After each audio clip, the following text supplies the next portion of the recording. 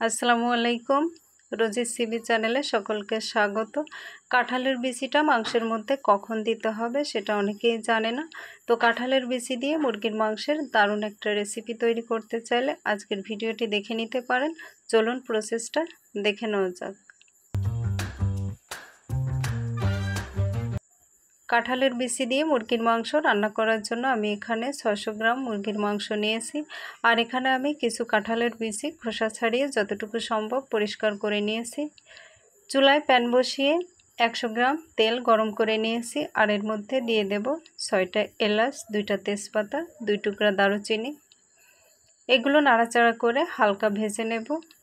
এখন এর মধ্যে দিয়ে দেব হাফ কাপ পেঁয়াজ কুচি। পেঁয়াজটাকে ঘ্রাণ ছড়ানো পর্যন্ত ভেজে নেব। এবার এর মধ্যে দিয়ে দেব 1 চা চামচ জিরা বাটা, দিয়ে দেব 4 টেবিল চামচ আদা রসুন বাটা। আদা রসুন একসঙ্গে বেটে নিয়েছিলাম।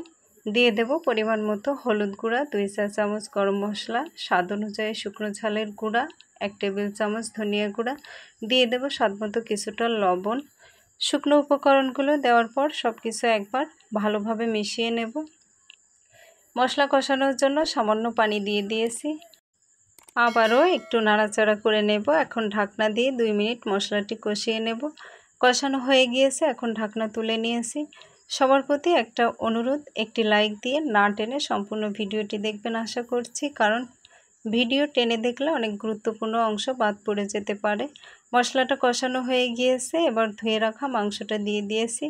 এখন মাংসটাকে ভালোভাবে একবার মশলার সাথে মিশিয়ে নেব।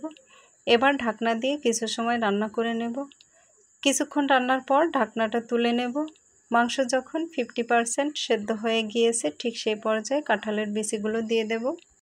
কাঁঠালের বিচিটা এমন একটা পর্যায়ে মাংসের মধ্যে দিতে হবে যে পর্যায়ে দিলে বিচিটা প্রপারলি সেদ্ধ হয়ে যাবে, আবার বিচিটা একেবারে গলেও যাবে না।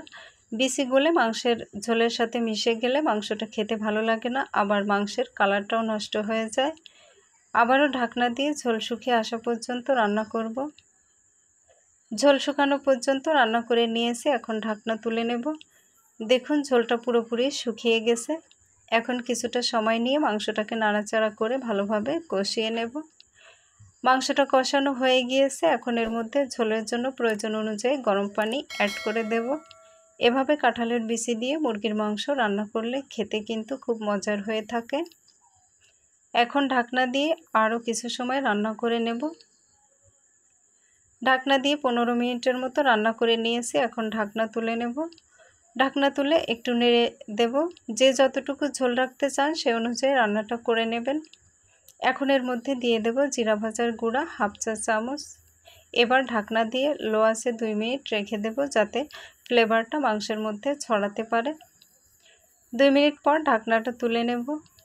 আমার রান্নাটা হয়ে গিয়েছে। যেহেতু কাঁঠালের বিচি দিয়েছি, ঝোল আরও কিছুটা টেনে যাবে। এখন চুলা অফ করে পরিবেশন করে নেব।